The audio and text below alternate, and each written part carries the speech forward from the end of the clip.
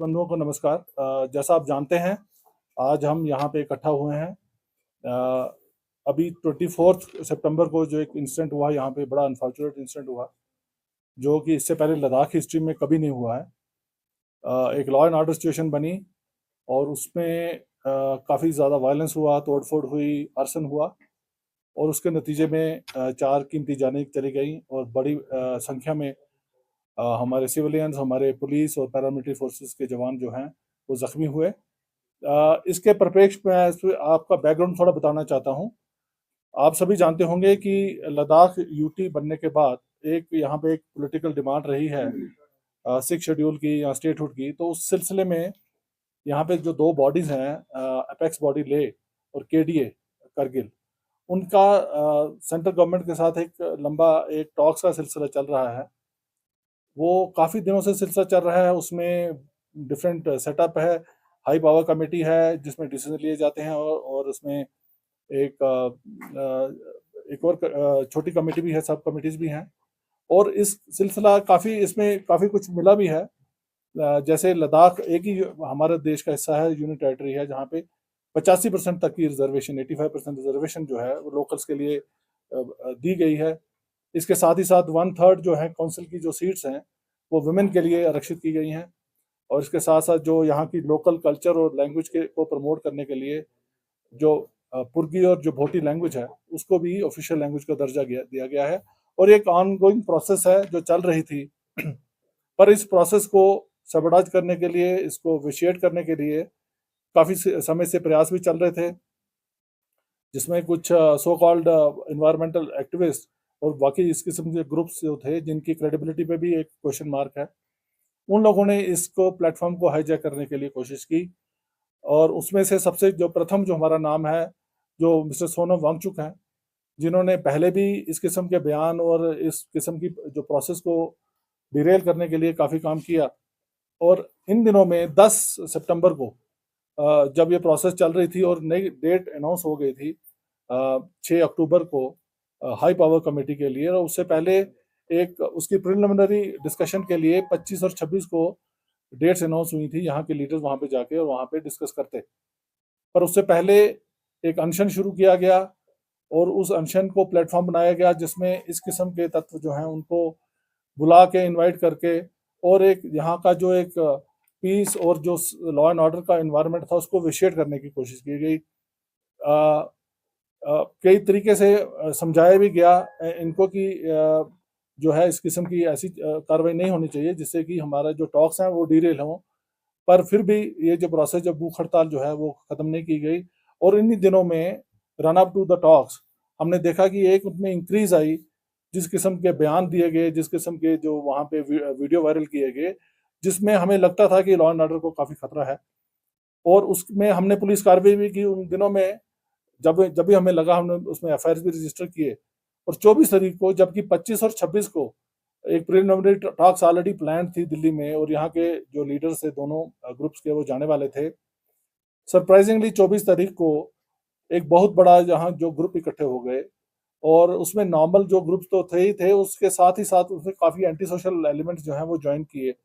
और सडनली जो ये ग्रुप जो है 5-6 हज़ार के लोग जो हैं उन्होंने जो है मार्च किया और बाहर जो जितनी भी यहाँ की गवर्नमेंट बिल्डिंग्स हैं, एस्टेब्लिशमेंट्स हैं, पॉलिटिकल पार्टीज के ऑफिस हैं, उनको बड़े मैसिव तरीके से डैमेज किया, स्टोन पेल्टिंग की। और जहाँ पे जो हमारी फोर्सेस लगी थी, जो उन्हीं की प्रोटेक्शन के लिए लगी थी, इन फोर्सेस इन इंस्टीट्यूशंस की, और वो अंदर थी प्रेमिसेस में, उनके ऊपर अटैक किया गया। आपको वीडियो फुटेज आपने देखी होंगी। एक पॉलिटिकल पार्टी के दफ्तर को घेराव करके उसमें आग लगा दी गई, टू द एक्सटेंट कि हमारे वहाँ पे सीआरपीएफ के जवानों की काफ़ी बुरी तरीके से उनकी पिटाई की गई। और आज भी एक जवान जो है अभी भी एक सीरियस स्पाइनल इंजरी के साथ आर्मी हॉस्पिटल में एडमिटेड है। 3-4 और जवान उनको बड़ी मुश्किल से निकाला गया। तो उसी बिल्डिंग में हमारी 4 महिला पुलिस लद्दाख की जो थी वो फंस गई और उसको बिल्डिंग को बाहर से आग लगा दी गई। आप समझ सकते हैं कितना मैसिव एक अटैक था। और उसके बाद यही जो मॉब है और उससे भी ज़्यादा बड़ा मॉब जो है, यहाँ पे आज हम बैठे हैं इसी प्रेमिसेस में, यहाँ पे काउंसिल बिल्डिंग है, यहाँ पे जो यहाँ की सरकार है उसका हेडक्वार्टर है, उस पे अटैक किया गया, उसको आग लगा दी गई। और इसी में यहाँ पे हमारे जितने भी सारे ब्यूरोक्रेसी जो सारी इसी प्रेमिसेस में थी, इन सभी को खतरा था। और उस अटैक को जब इतने मैसिव अटैक को जब रोकने के लिए सेल्फ डिफेंस में फायरिंग इंसिडेंट हुई, जिसमें 4 अनफॉर्चुनेट डेथ्स हुई। और इसमें जो टोटल नंबर ऑफ जो हमारे इंजर्ड है, सीवियरली इंजर्ड जो है, पहले दिन ही हमारे 32 निकले। और उसके बाद में जो है काफ़ी लोग और इंजर्ड हुए। मेरी अपनी गाड़ी जो है, मेरे पे भी अटैक हुआ, मैं लकीली सर्वाइव किया विद छोटी मोटी चोटों से, और हमारी गाड़ी तोड़ दी गई। इस मॉब के माहौल में 4 बजे तक हमने, ये कोई 11:30-12 बजे के करीब का वाक़या जब ये वायलेंस शुरू हुई, पर हमने 4 बजे तक इसको कंप्लीटली अंडर कंट्रोल लेके आ गए। और एक जो है कर्फ्यू वगैरह नॉफिस किया गया, फोर्सेस लाई गई, और जो बाकी रिलीफ है उसके लिए हमने काम किया। टोटल जो इंजर्ड थे, जो सीवियरली इंजर्ड हमारे पुलिस पर्सनल थे, उसमें 17 सीआरपीएफ के थे, 15 लद्दाख पुलिस के थे। पर बाद में जब हमने देखा जो माइनर इंजरीज जो बाकी डिप्लॉयमेंट थी हमारे ओवरऑल सिटी में, हमारा नंबर कोई 70-80 के करीब पहुंचा। उसी तरीके से कोई 70-80 के करीब जो है सिविलियन जो है वो इंजर्ड हुए। उसमें जो 7 जो थे वो सीरियस थे, क्रिटिकल थे। एक क्रिटिकल जो लड़की थी उसको एयरलिफ्ट करके नेक्स्ट डे डेली एडवांस जो मेडिकल अटेंशन के लिए भेजा गया। और अभी जो है कुछ 6-7 लोग जो हैं लद्दाख हॉस्पिटल में जो हैं वो है, पर वो रिकवर कर रहे हैं सारे। मैं आपकी तरफ से पूरे लद्दाख को ये मैसेज देना चाहता हूँ, लद्दाख पुलिस आप ही का अंग है। मैं खुद यहाँ पे दूसरी बार पोस्टिंग कर रहा हूँ, मैं लद्दाख की साइकी को जानता हूँ, मैं लद्दाख की कॉन्शियस को जानता हूँ। इस किस्म का जो है वायलेंस जो है लद्दाख की हिस्ट्री में पहली बार हुई है। और मुझे ये पूरा यकीन है कि लद्दाख के लोग जो हमेशा से पुलिस का साथ देते रहे हैं, एडमिनिस्ट्रेशन का साथ देते रहे हैं, ये एक वन ऑफ सिचुएशन है। और इसमें लोगों को भी जिनसे मैं मिल रहा हूँ, सभी इसमें शर्मिंदा हैं। किसी ने एंटिसिपेट नहीं किया था इस किस्म की वायलेंस होगी। और मेरा मैसेज लद्दाख के लोगों के लिए यही है, लद्दाख पुलिस आपका हिस्सा है और आपकी सुरक्षा के लिए दिन रात आपके साथ है। हमने हमारा एक अपना हिस्ट्री है, एक सागा है हमारे सेक्रीफाइस का। इसी साल हमने 3 डिफरेंट इंसिडेंट्स में 2 हमारे कांस्टेबल और 1 हमारा इंस्पेक्टर शहीद हुआ है, लोगों को बचाते हुए। इससे पहले हमने काफ़ी काम किया है। इसी पिछले महीने ही जब यहाँ पे फ्लड्स आए थे और लैंडस्लाइड इशू हुए थे, दिन रात हमारी फोर्स ने काम किया। उससे पहले मार्च में सडनली जब एक यहाँ पे स्नोफॉल हो गया और हमारे को 200-300 के करीब गाड़ियां जो थी वो खरदुंगला चांगला पास के ऊपर फंस गई थी। पूरी रात हमने सर ऑपरेशन लगा के लोगों को खींचा और बाहर निकाला सुरक्षित, कोई भी उसमें कैजुअल्टी नहीं हुई हमारी। मैं ये कहना चाहता हूँ कि आपकी पुलिस आपके साथ है, आपके लिए 24/7 काम करने के लिए खड़ी है। और पर हम सिविलियंस को हर कीमत पे हर सिचुएशन में प्रोटेक्शन करेंगे। पर जो लोग हमारे इस पीस और हार्मनी को डिसरप्ट करने की कोशिश करेंगे या कोई ऐसे एंटी सोशल एलिमेंट्स, उनके साथ हम सख्ती से निपटेंगे। मैं ये भी क्लियर करना चाहता हूँ। स्पेशल मैसेज है हमारे यूथ के लिए। हम यूथ जो है, यहाँ का यूथ हमारा एक फ्यूचर है। इनके लिए हमने बहुत किस्म से एंगेजमेंट की हुई है। अभी पिछले 1-2 महीने से हम करियर काउंसलिंग के लिए पूरे लद्दाख यूटी में हमने एक प्रोसेस शुरू किया था। उसमें बढ़ चढ़ के हमारे यूथ ने हिस्सा लिया। 1800 के करीब जो है अभी पोस्ट जो है उनकी रिक्रूटमेंट की प्रोसेस चल रही है। अभी हम सब इंस्पेक्टर की पोस्ट करने वाले हैं। और अभी जब हम बात कर रहे हैं, अभी कोई 400-500 के करीब हमारे जो कांस्टेबल हमने रिक्रूट स्पेशल तरीके से बड़ा कोशिश करने के बाद ट्रेन करके कश्मीर से लाए हैं। उनकी पासिंग आउट का के लिए वेट कर रहे हैं। इनफैक्ट पासिंग आउट उनका कल का दिन था पासिंग आउट होने का, पर जो हमारा जो सिचुएशन बनी उसके कारण उनका पासिंग आउट डिले करना पड़ा। मैं ओपन आर्म्स के साथ अपने यूथ को कहना चाहता हूँ, हम आपका हिस्सा हैं और हम आपको इन्वॉल्व करना चाहते हैं लद्दाख के प्रोटेक्शन के लिए। हम चाहते हैं आप एज ए पुलिस फैमिली हमें ज्वाइन करें और बाकी जो गवर्नमेंट जॉब जो अभी आने वाली हैं 1800 के करीब, उसमें पार्टिसिपेट करें।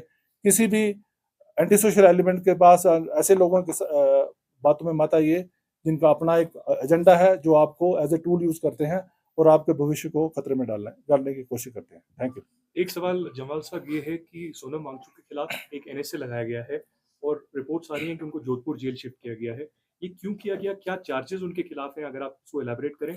और एक सवाल और कि गवर्नर साहब जो हैं कविंदर गुप्ता, उन्होंने बोला कि एक फॉरेन कॉन्स्पिरेसी है। अभी एनडीटीवी पे इंटरव्यू दिया, तो इन्वेस्टिगेशन में क्या सामने आया है? देखिए, कुछ इन्वेस्टिगेशन जो हम अभी तक आपको बता सकते हैं, कुछ ऑब्वियसली हम नहीं बता पाएंगे क्योंकि उसमें एक प्रोसेस चल रही है। जो सोनम वांगचुक का है, अगर आप देखें इनका प्रोफाइल और एक इनकी हिस्ट्री रही है, ये सारा कुछ आपको यूट्यूब में अवेलेबल होगा। जिस किस्म से इंस्टिगेशन वाली उन्होंने बातें की हैं, अरब स्प्रिंग की बात की है, जहाँ नेपाल या बांग्लादेश या श्रीलंका की जो इंस्टिगेट करने के लिए उनका एक अपना एजेंडा है। जहाँ तक आपकी फॉरेन फंडिंग की बात कर रहे हैं, उसके ऊपर ऑलरेडी प्रोसेस चल रही है। एफसीआरए की वायलेशन का कितना वहाँ पे है। हमने पिछले दिनों जब चलो इस प्लेटफॉर्म में बता देता हूँ, हमने एक पाकिस्तान पीआईओ भी पकड़ा था जो इनके साथ उनकी रिपोर्टिंग करके अक्रॉस भेज रहा था। उसके भी एक हमारे पास रिकॉर्ड है। हमारे पास इनकी जो विजिट्स हैं, जैसे पाकिस्तान में डॉन की इवेंट इन्होंने वहाँ पे जाके किया, उसके बाद बांग्लादेश में, तो ये सारा एक बहुत बड़ा क्वेश्चन मार्क है इनके ऊपर। और इसके बीच में डिफरेंट एजेंसीज जो हैं जिनका ये काम है वो ऑलरेडी इसमें इन्वेस्टिगेशन कर रही हैं और इसमें एक्शन लेंगी। मैं इससे ज़्यादा इस पे और नहीं कह सकता। आपने सर एंटी नेशनल एलिमेंट्स की बात कही आपने, और जो रिपोर्ट्स तमाम निकल के आ रही थी, मैं अमृत प्रकाश हूँ एएनआई से, एलजी साहब ने भी उसको कोट किया कि नेपाल के कुछ एंटी सोशल एलिमेंट्स इसमें शामिल थे। अगर आप कोट कर पाएँ, आपके पास कोई इनपुट्स हो, कितने लोग इसमें शामिल थे जो कि विदेश से ताल्लुक रख सकते थे? क्या कोई एंटी नेशनल कॉन्स्पिरेसी यहाँ पर थी? देखिए, ये एक इन्वेस्टिगेशन का विषय है, पर जिस दिन हमारे जो फर्स्ट डे जिस दिन इंजर्ड जो लोग जब शिफ्ट किए गए, उसमें 2 नेपाली जो हैं बुलेट इंजरीज है, 2 की शायद 3 जो है वो नेपाली नेशनल यहाँ पे हॉस्पिटल में एडमिट थे। उसके बाद में हमने कुछ और लोग जो किए, उसमें से उनकी वेरिफिकेशन के बाद शायद 3-4 और ऐसे तत्व निकले हैं। 3 तो कन्फर्म्ड हैं जो कि नेपाल नेशनल थे और जो हॉस्पिटल में एडमिट रहे हैं। जी। सर, जिस तरह से सिविलियंस को डिस्कस देखिए, हम कर्फ्यू के बारे में हमारी सबसे बड़ी चिंता है, इससे पहले हमारी मीटिंग हो चुकी है। हमारा मेन एम है कि शांति बहाली हो जाए और हम समझ सकते हैं लोगों की परेशानियां भी हैं और ऑलरेडी हमने इसमें डिसीजन ले लिया है। अभी कर्फ्यू 1 से लेकर 3 बजे तक जो हम स्टैगर्ड तरीके से खोलने वाले हैं, ओल्ड सिटी में अभी खुल जाएगा और जो चौक से नीचे वाला जो न्यू एरिया है उसमें हम 3:30 से 5:30 तक खोलेंगे। दो सर फिर से प्रोटेस्ट जो है काफी जगह पे देखा जा रहा है। पब्लिक पार्टिसिपेट जिन जिन लोगों का ऑब्लिगेटरी है वहां पे आना, जो क्लोज रिलेटिव्स हैं, उनके लिए ऑलरेडी हमने अरेंजमेंट कर लिया है और उनको हम सेफली लाएंगे। हम नहीं चाहते कि फ्यूनरल के टाइम, क्योंकि हर जगह डिप्लॉयमेंट है, हर जगह रोड ब्लॉक है, किसी को इनकन्वीनियंस हो, हम उसको अरेंज कर रहे हैं। सर फोर्सेस ने एसओपी फॉलो किया before firing on the youth, क्योंकि बुलेट मार्क से 4 का डेथ हुआ है सर, तो एसओपी फॉलो किया कि नहीं किया? मैं आपको बता रहा हूँ, एसओपी जो सेल्फ डिफेंस है, जो आपकी लाइफ और प्रॉपर्टी और सेल्फ डिफेंस जो हमारा मेन चार्टर है, उसको डिफेंड करने के लिए in the right of self defence जो है फायरिंग की जा सकती है और वही कारण था जब फायरिंग हुई है। अगर आप वीडियो फुटेज देखें और आप उसमें देखें कि अगर किस किस हालात में हमारी पुलिस फोर्स ने जो परफॉर्म किया है, it's commendable. I salute them. Sir administration का बताया जा रहा है ये फेलियर है, क्योंकि जब वो बीजेपी की तरफ गए there were no less security there और इतना इजीली वहां यूथ घुस गए और आग लगा दी। मैडम, मैं आपको एवरीबॉडी केम इन देखिए कहने वाली बात ऐसा कुछ नहीं है। मैं जो आपको फर्स्ट इंसिडेंट बताया, जिस हमारी 4 लद्दाख पुलिस की लड़कियां जो उस बिल्डिंग के अंदर फंस गई, वो बीजेपी ऑफिस ही था। उसी ऑफिस में जिसको आग लगा के और जिसको हमने बड़ी मुश्किल से रिट्रीव किया, और जो हमारे पुलिस सीआरपी के ऑफिसर हैं जो अभी भी एक स्पाइनल इंजरी के साथ इमोबाइल होके आर्मी हॉस्पिटल में पड़े हुए हैं, ये वहीं की सिचुएशन थी। सर, अभी तक इस मामले को लेकर कितनी एफआईआर रजिस्टर्ड हुई हैं, कितनी गिरफ्तारियां हुई और क्या गिरफ्तारियों में कोई फॉरेन नेशनल या लद्दाख के बाहर का कोई इंडिविजुअल है? देखिए, मेरी अभी तक की जो नॉलेज है, 44 लोग हमने जो है वो गिरफ्तार किए हुए हैं जो जेल में हैं। उसमें से 5-6 जो हैं, जो मेन रिंग लीडर्स हैं, वो पकड़े गए और ऑब्वियसली सोनम वांगचुक जो मेन उसका इंस्ट्रूमेंट प्लेयर था, उसको हमने एनएसए के भेज दिया बाहर। सोनम वांगचुक के पीछे क्या पाकिस्तान से भी जुड़े तत्व हो सकते हैं जो देश में अस्थिरता पैदा करना? देखिए, सारा मीडिया में सबको पता है उनकी डॉन की जो इवेंट और जो पाकिस्तान में उन्होंने बयान दिए हैं, और खासकर मैंने एक और इंसिडेंट बताया जिसमें एक पाकिस्तान पीआईओ जो है यहाँ से, जिन्होंने अक्रॉस हमने देखा है, जिन्होंने जो वीडियो भेजने वाले और उनके जो बाकी लिंक्स हैं, जो फॉरेन फंडिंग है, एक बड़ा इन्वेस्टिगेशन का विषय है और उसमें काम चल रहा है। सर क्योंकि लद्दाख को जैसे आपने बताया कि किस तरह से पुलिस, आर्मी और लोकल्स का रिश्ता रहता है, और इसमें सभी नेशनल मीडिया लद्दाख को एक एंटी नेशनल के रूप में अभी जितने भी न्यूज़ है वहां चला है, वो फुटेज क्यों नहीं दिया गया सर, जहां पे वो इंडियन फ्लैग लेके हाथ में लेके और जो अंबेडकर का पोर्ट्रेट है, जो वहाँ इस बकुला रिम्पोचे जी का पोर्ट्रेट वहाँ से निकाला गया है और बहुत प्राउडली भारत माता की जय के नारा लगा के वो निकल रहे थे। तो why are these madam things not madam shown in the police का मीडिया? काम फुटेज बांटना नो या सर, आई एम एक सेइंग मिनट इंटरनेशनल का एक वो मैडम नक्शा जा रहा मेरी है। बात सुन लीजिए। जी। पुलिस का काम जो है लॉ एंड ऑर्डर मेंटेन करना, पीस एंड सिक्योरिटी इंश्योर करना है। पुलिस का काम फुटेज बांटना या किस मीडिया में वो उसको क्या रूप दे रहा है वो हमारा मीडिया मैनेजमेंट का काम नहीं है, वो मीडिया का ही काम है। तो ये आप अपना ड्यूटी जिस हिसाब से करेंगे, आप जैसा उसको पोर्ट्रे करेंगे वही करेंगे। सर आप बता सकते हैं ना कि यू कैन ब्रीफ मैं अबाउट द हमारे लिए रिलेशन बिटवीन हमारे लिए सबसे इम्पोर्टेंट काम है, आपको पता नहीं है हमारी फोर्स 4 दिन से सोई नहीं है, आपको ये शायद पता नहीं है। और हमारा मेन काम है कि कानून व्यवस्था जो है वो इंटैक्ट रहे, हम उसी में लगे। सर सर, पीछे सर, जो बीते हुए दिनों में जितना सीआरपी लद्दाख में डेवलपमेंट किया उसकी वजह से लोगों में आपने सुना होगा, अनशन में आपका इंटेलिजेंस होगा तो उन्होंने फीडबैक दिया होगा कि उसकी वजह से काफी फ्रस्ट्रेशन था आपने वाला उस समय कि वो मोनेस्ट्री में चोरियां हो रही हैं, इसकी लाया लेकिन बाद में सीआरपीएफ तो चोरी पकड़ने के लिए लाए हैं। This was the statement given by the madam administration. मेरी एक ही रिक्वेस्ट है सभी से, अब सोसाइटी में फंडामेंटल राइट्स और फंडामेंटल ड्यूटी साथ साथ चलती हैं। अगर आप लद्दाख पुलिस की हम कह रहे हैं we are stretch to the limit, आपकी मोनेस्ट्रीज के बारे में एक ऑलरेडी हमने प्लान बनाया हुआ है, उसमें हम अपने खर्चे से सीसीटीवी लगवा रहे हैं और वहाँ पे आदमी दिए हैं। ये कम्युनिटी का एसेट है, मोनेस्ट्री जो है कम्युनिटी की हैं।